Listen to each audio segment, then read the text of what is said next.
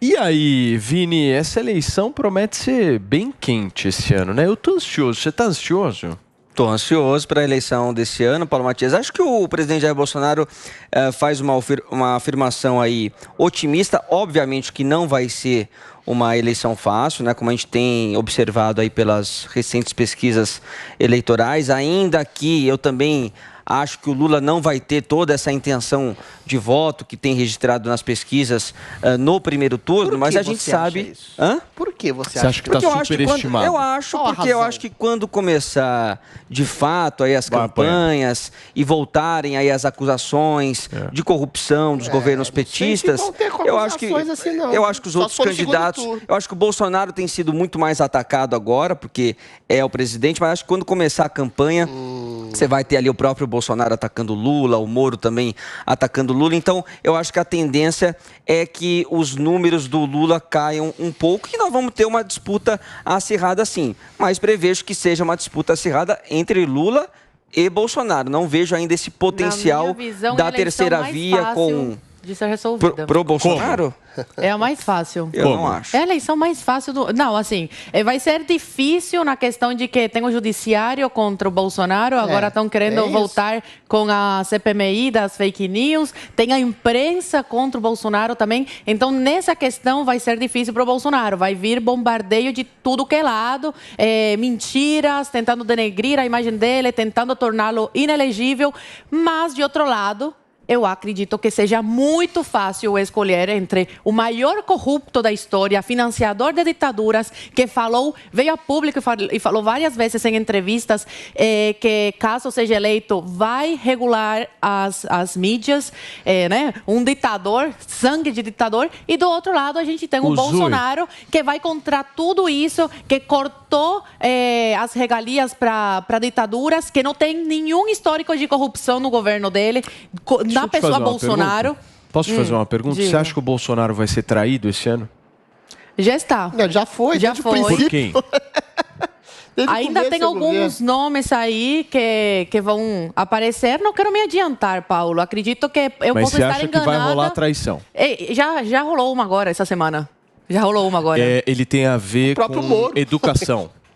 Sim, a gente vai conversar sobre isso no próximo... no terceiro bloco? É no terceiro bloco? Mas é normal, tá cheio de raposa lá dentro. Infelizmente, é assim. E quando não conseguem o que querem, né? O que acham que mereciam, vão lá e acabam criticando o Bolsonaro, acabam colocando crimes, falando coisas sobre o Bolsonaro, mas que a gente se pergunta, por que só agora a pessoa vem e fala isso? Por que não quando saiu do governo? São coisas, né? Esse tipo de ação dessas pessoas... Não traiu o Bolsonaro. Calma aí.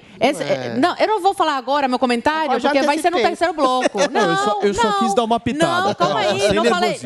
Calma aí. Será que traiu, será que não? No terceiro bloco a gente vai saber. Não, Boa, Zoe, faz o suspense. Para. No terceiro bloco, eu falo se ele traiu ou não. É uma questão de percepção e articulação. Não, mas Adriles, ele está fazendo críticas ao Bolsonaro que ele podia ter feito quando saiu do governo. Mas por que não criticou? Porque o governo ajudou ele a conseguir o emprego dele nos Estados Unidos e o irmão continuou no cargo. Só um minuto, calma. Terceiro bloco tá aí, tá chegando. Fica por aí, daqui a pouquinho a gente vai voltar a discutir isso.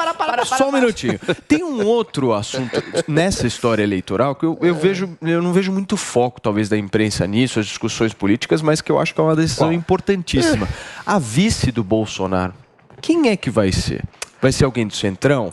Vai ser algum ministro forte do governo? Eu aposto que vai ser alguém de confiança extrema dele? Quem vai ser o vice? Porque hoje em dia vice é um negócio importante. E o Mourão a gente já sabe que não vai ser, né? É fundamental a escolha de vice. E aí, Adriles, em quem que você aposta? Eu acho que é pouco relevante. Eu acho que a figura do Bolsonaro atrai já uma classe sedimentada de bolsonaristas entre 25% e 30% que são inamovíveis.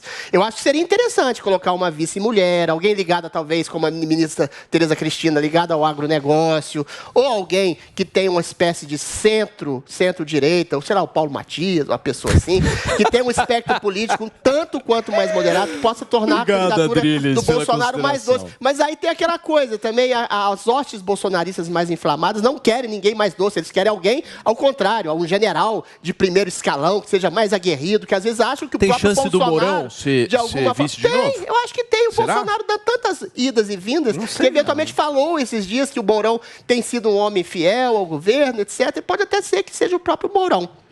Agora, essa questão da comparação, eu discordo um tanto quanto da Zoe no seguinte sentido.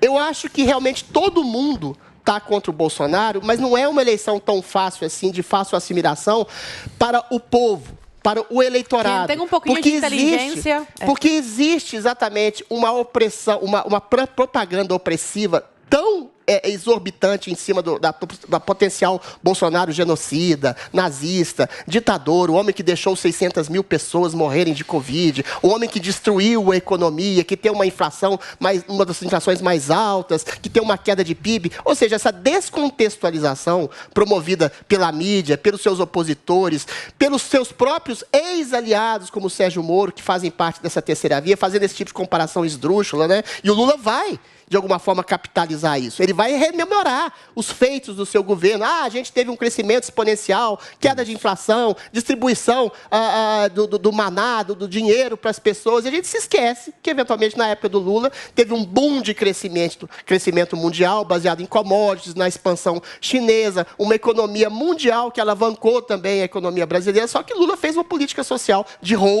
roubalheira, deu os restos dessa roubalheira que ele distribuiu para empreiteiros, para empresários, para deputados votarem junto com o governo, para empreiteiros darem dinheiro do povo para o bolso do deputado para votarem junto com ele. Isso tudo, de alguma forma, ficou esquecido pelas benesses econômicas. Então, quando o Sérgio Moro, por exemplo, fala da política social boa de Lula, ele se esquece de dizer que a política social boa de Lula é roubar e dar os restos para as pessoas e distribuir migalhas ao povo. E aí faz uma comparação, só para completar, esdrúxula entre a economia realmente fragilizada de hoje do governo Bolsonaro e se esquece de dizer que a economia fragilizada é culpa ostensiva e praticamente exclusiva do isolamento social de prefeitos, governadores, juízes, que trancaram a possibilidade de trabalho da pessoa e trancaram a possibilidade de expansão e crescimento econômico do Brasil. Não, e Bolsonaro, contraditoriamente a Lula, não roubou, não financiou a corrupção no país para repousar em branca paz através da corrupção. Então, esse tipo de comparação de números relativos e absolutos é muito difícil. Perfeito, Adriles. Ok. Fala, Vini. A minha dúvida é justamente essa, esse ponto que o Adriles colocou. No que a população vai pensar na hora do voto? Vai pesar mais a derrocada econômica que começou ainda nos governos petistas, mais precisamente no governo Dilma, que é algo que o Lula tenta escantear, tenta desassociar um pouco dele, ou vai pensar justamente nesse boom econômico que o Brasil passou pelo governo do Lula, como a gente fala aqui às vezes, né, dessa política social que teve um avanço também, os preços que eram muito menores, né? Então a população tinha uma condição o povo não relativiza, de um poder de compra maior do que hoje. Então, o que a população vai pesar mais? Por isso que eu acho que a fala do Bolsonaro, ela é otimista, ela é confiante, ele tem que pensar assim mesmo. Eu achei boa a fala, não boa, claro. A fala é boa. Agora a gente tem que ele vai bater, ele tem que bater é o que ele precisa fazer agora, porque se ele dizer que Paulo, ele não está otimista só na frente das câmeras, porque quando eu entrevistei ele há 2 semanas atrás, você sentiu otimismo? Nos bastidores, ele estava otimista. Eu até cheguei e falei, mas tão otimista assim mesmo? Você não está preocupado? Então deixa eu dar... Ele falou não. E ainda falou assim, o brasileiro, ano que vem, tem a chance de fazer uma renovação do STF, porque tem 2 vagas. Então, quem vencer a eleição esse ano, o futuro presidente ou Bolsonaro, né? Eu não acho que vaga para o STF vai ter a pega voto. Acho que não pega voto. Então deixa eu me contrapor mais uma vez. Eu acho que o povo pensa em vaga para o STF para decidir o presidente.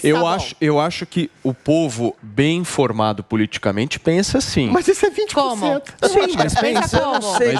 Mas existe uma parcela. 10, 20%. Concordo. Existe uma parcela. Mas eu acho que é uma parcela que já está com o Bolsonaro. Não, eu acho, então, deixa eu me contrapor. Eu também acho, Vini. Não, tem gente. A Renata Barreto, por exemplo, ela acha que o Bolsonaro não é o ideal, mas ela falou entre Bolsonaro e Lula, a Renata é elite intelectual. Mas vocês não acham que é cedo? Vocês estão já sacramentando a eleição entre Bolsonaro e Lula em janeiro de 2022. Eu estou. Vocês não estão precipitados? Eu estou. Não. Deixa eu só me antecipar um pouquinho, deixa eu me contrapor antes que eu esqueça a Zoe. O Paulo eu acho que tem uma coisa... É porque eu acho... Paulo, tudo indica que será isso, Paulo.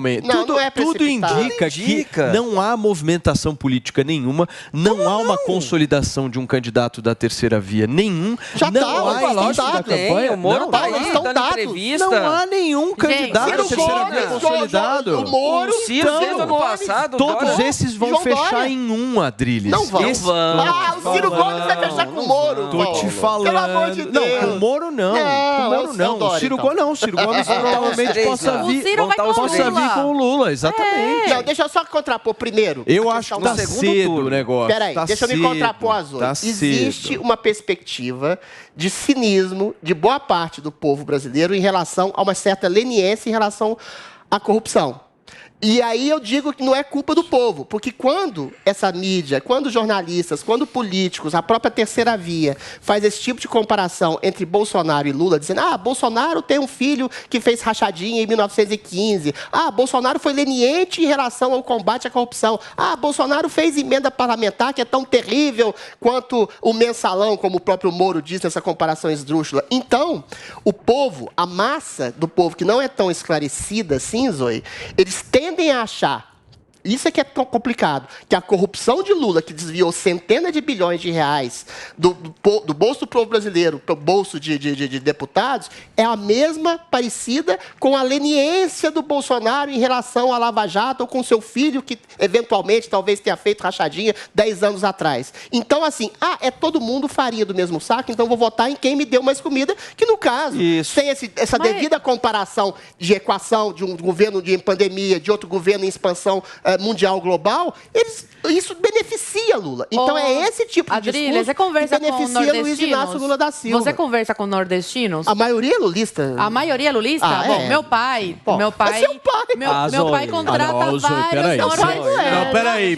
Eu tô falando que meu pai é nordestino, caramba. Então, mas aí você conversa com o nordestino porque você fala com o pai, criatura. Gente, meu pai contrata vários nordestinos que vêm de lá pra trabalhar aqui no Brasil. Mas seu pai já tem um espectro bolsonarista, Adrilles, ele conversa com esses nordestinos, conversa como é que tá a situação lá. E muitos que eram lulistas, que votaram no Lula, que votaram na Dilma, hoje falam que não querem ver o PT nem pintado de ouro na parede. Mas muitos não são a maioria, Zoe. Uma coisa é fato. Ela tem uma memória afetiva em relação ao Bolsa Família muito grande. Uma coisa é fato. É eleição... Pode ser que mude. Mas está começando agora. Turma, uma coisa é fato. É eleição do segundo turno. Esse papo que Lula vai ganhar no primeiro turno, eu não acredito. Mas eu acho que a eleição pode ser definida no primeiro ou por Lula. Olha, meu cálculo é o seguinte. Agora eu te respondo. Agora eu te respondo. Acho difícil também. Eu acho assim, mais uma vez eu falo. João Dória, Ciro Gomes, Sérgio Moro, qual é o quarto mesmo? Esqueci, tem mais um. Luiz Felipe Dávila. É, isso aí, do novo, né? Grande novo. Rodrigo Pacheco. Esses candidatos, Luiz Dávila não, isso é brincadeira. Simone Tebet. Mas esses candidatos são de amplo, total, absoluto conhecimento do público. É claro, do público não, do eleitorado. É claro que no eventual debate, com mudanças na economia, com algum tipo de acusação, com eventual piora na pandemia, sempre tem um imponderável que pode mudar o espectro eleitoral. Mas não é uma campanha como as outras, que surgia um tércio, surgia um candidato que exponenciava um eleitorado que eventualmente ficava... O Ciro Gomes já foi candidato 4 vezes, o João Dória é governador do maior estado do Brasil, que vive em lives totalmente, todo dia praticamente o Brasil conhece. Ciro Gomes, o Sérgio Moro, da mesma forma, o juiz mais conhecido pelo combate à corrupção. Então, esses nomes estão dados, Paulo. É muito difícil ter um crescimento para além. Mas isso que eu estou falando. Muito cedo. Um crescimento que fure as bolhas que são gigantescas Adrilles, entre Lula e Bolsonaro. Então, eu acho que é uma aplicação, praticamente Deixa eu te falar uma coisa. 99% de chance de ser rapidamente, Bolsonaro e Lula e Lula Vini, Bolsonaro. se me permite 10 segundos só para fazer um raciocínio. Só para fazer um raciocínio. Imagine que o Moro seja candidato à presidência da República, tá? Ele é candidato à presidência. Vamos colocar uma hipótese. Ele já falou para você. Vamos colocar uma hipótese de que ele seja candidato à presidência da República, ok? Ele começou a jornada dele com seus 4%, 5%. Aí aumentou um pouquinho para 7%, foi para 9%. A última pesquisa que eu havia visto, o Moro tinha 11%. Vamos imaginar... Calma. Vamos imaginar o seguinte. Se o Moro mantiver a candidatura e ele ganhar 1% por mês... até o início da eleição. Essa é a tese do Piperno. Calma, 1% por mês. Ele vai bater os seus 17%, 18%. Ele entrar numa eleição com 17%, 18%, com o Bolsonaro com 23%, 24%, 25%, é muito competitivo. A eleição não está definida. É isso que eu acho que eu estou tentando colocar aqui para vocês. É muito cedo. Você está fazendo a hipótese da hipótese da hipótese. Primeiro, é só o Moro que vai crescer um ponto, o Bolsonaro com o Auxílio Brasil ou com o eventual provável melhora da economia, ele também não pode crescer um ponto. Se eventualmente o Moro cai 1, 2, 3 pontos, e o Bolsonaro cresce dos 24, 25 que ele tem no Ibope, no Datafolha, né? Dessas pesquisas mais que rebaixam ele. Cresce 1, 2, 3, Moro já era. Ou seja, a margem para Bolsonaro se colocar definitivamente no segundo turno, e a gente vê essa estratificação desse 1/4 mínimo que seja que ele tem, é muito difícil tirar esse potencial eleitoral do Bolsonaro para que o Moro supere julho desse ano. Eu acho praticamente julho desse ano, aí dá para dizer, olha, isso daqui é o cenário. 30%. As pesquisas de 2018 erraram feio. Só 2 semanas antes da eleição que mudaram a teoria para não ficar tão feio e tão na cara como são manipuladas, o Paulo. O Lula aparece em todas como o vencedor. Você vai acreditar mesmo numa pesquisa dessa? E o Moro? O Paulo, o Moro. Vamos lá. O Moro se diz de direita, mas semana passada estava elogiando aí as políticas públicas sociais do Lula. Ninguém gosta de traidor, Paulo. Estão querendo emplacar a todo custo essa terceira via, que a única coisa que vai fazer é dividir voto, entendeu? Eu concordo. E ajudar o Lula. Zoe, eu concordo quando vocês falam que a pesquisa errou. E na minha avaliação, errou mesmo. E sempre tende a errar para um candidato que seja de esquerda. Isso é fato. Eu já falei aqui várias vezes, na época até discuti com o Joel Pinheiro.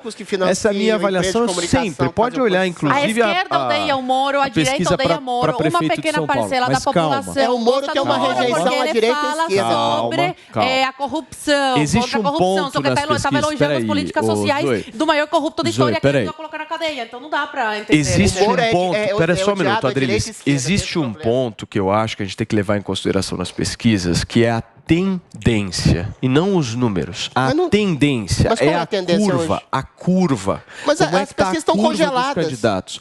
Então, exatamente. Está congelado. Exatamente. Se está pega congelado, a pesquisa de 3 meses atrás. Pega a pesquisa de 3 meses atrás. Não, se está congelado, é o contrário. É o contrário. Presta atenção. Eu acho o contrário do que você está dizendo. Se está congelado, com o Lula lá na frente, com o Bolsonaro em segundo, e a terceira via lá atrás, está congelado na potencial tendência entre Bolsonaro e Lula. Mas o que você está dizendo, Adriles, é que você vai puxar o congelamento 7 meses para frente no ano. Mas o que pode furar esse congelamento? Vamos falar, Sérgio Moro. Sérgio Moro é o candidato mais forte da terceira via. Escreve, hein? Mais uma outra coisa. Escreve, Vinícius Moura. Vai sair aí do bolo. O Ciro Gomes vai apoiar o Moro. Ciro não vai abrir mão, o Lula não vai abrir mão. Agora não vai abrir mão. Vai abrir mão. Todos querem ser presidente. Não vão ser candidatos todos. Vocês vão ver. É uma questão de sobrevivência. É sobrevivência. Paulinho, se os caras querem perder a eleição, eles continuam assim. Do Moro. Mais uma tendência. Hoje o candidato mais forte da eventual terceira via é Sérgio Moro, não é? Por que eu acho muito difícil ele furar essa bolha lulopetista e a bolsonarista? Porque o Moro, quando ele falou assim, é fake news que faz com que eu seja rejeitado. Não. São true news, notícias verdadeiras. Assim, ele é rejeitado à direita e à esquerda. A esquerda rejeita Sérgio Moro por uma razão muito simples. Ele prendeu o seu ídolo. O Luiz Inácio Lula da Silva, o maior ladrão da história, foi preso, foi encarcerado, foi colocado no calabouço por Sérgio Moro. Eles odeiam o Moro. Acho que prefere até votar no Bolsonaro. E a direita acha que o Moro é um traidor. E a direita acha que o Moro é um traidor. Não existe espaço. E o povo acha o quê? O povo acha o quê? O povo está se colocando entre Moro e estão fazendo análise baseado em militância política. Não é, mas militância política tem 30% do lado e 40% do outro. O povo tá fora dessa história. Não, é o contrário, pô. E você, Paulo, você é do povo. Não, eu não sou do povo. Paulo não é do povo, não. Paulo não é do povo. Você é aquela pessoa em cima do muro. O que você acha, Paulo? Eu quero saber a sua opinião. Tem uma coisa que o Paulo não é do povo. Eu não sou do povo, Zoe. Eu não posso falar. O povo não vai esquiar em Aspen, na Suíça. Pelo amor de Deus, Zoe. Não sou. Não, você não é aquela parte da população. O Adriles é. Eu sou. O Adriles é do povo. Você já pegou ônibus? Eu já peguei. Lógico que eu já peguei, Adriles. Todo dia, 6 horas da manhã, pra ir na PUC. Eu saía do povo e ia pra elite intelectual. Acho que já esgotou essa discussão. Não, mas eu queria saber a opinião do Paulo. Qual é a minha? Você não é aquela O Paulo tá achando que o Dória vai subir, Zoe. Eu não consigo terminar uma frase. Ele tá esperando. Ele acha que o Ciro Gomes... Posso terminar uma frase? Ele acha que o Ciro Gomes, o Sérgio Moro... vão se unir. Vão se unir em torno do Dória. Pelo amor de Deus. Não, o Paulo é daquela parcela da população que não vai pra manifestação. Não é, Paulo? Como é que é? Repete. Você não é a parcela da população que não vai pra rua, não se manifesta em rede social. Isso. Você não representa essa parcela da população. A maioria silenciosa, é isso? É a maioria silenciosa. Me diga, a representante da maioria silenciosa. Mas, Zoe, você não acha que existe essa maioria silenciosa? Pô, mas é muito silenciosa. Mas a maioria eu queria saber onde vivem, o que comem, como você fala. Não, porque é muito fácil, Paulo, por exemplo, você achar que a galera que foi no 7 de setembro é... Não, peraí. Você entende a cabeça dessa maioria silenciosa, dessa minoria silenciosa? Eu não sou representante. Eu vou falar pela maioria silenciosa, que eu sou maioria silenciosa. Eu sou minoria você não está barulhenta. A minha pergunta. Deixa eu falar pela maioria silenciosa. Primeiro, as pesquisas acham que a maioria... silencioso, não. Você não é silencioso. As pesquisas acham que a maioria silenciosa tá com Lula. Eu nunca vi. O povo que não aparece na rua, que não vai em comício, não falei que não aplaude Lula. Não falei Agora, que a maioria silenciosa, deixa eu falar pela maioria silenciosa. A maioria silenciosa vai perceber lá na frente, ao final das eleições, o que está acontecendo. Eu acho, já falei, Sérgio Moro não tende a não furar essa bolha bolsonarista nem lulista, porque ele é rejeitado por ambos os lados, não tem por onde entrar. Pode ser uns 20, 30%, essa maioria silenciosa, que se contrapõe a um terço que adora Lula, ao terço que adora Bolsonaro. Mas quando perceberem, e eu tenho quase certeza disso, que essas bolhas não vão ser furadas, elas tendem a migrar de acordo com as suas convicções mais à direita, mais à esquerda, para Bolsonaro ou para Lula. Então, eu acho que essa eleição tem grande tendência de ser definida, sim, no primeiro turno, para um lado ou para outro, sem terceira via. Muito bem.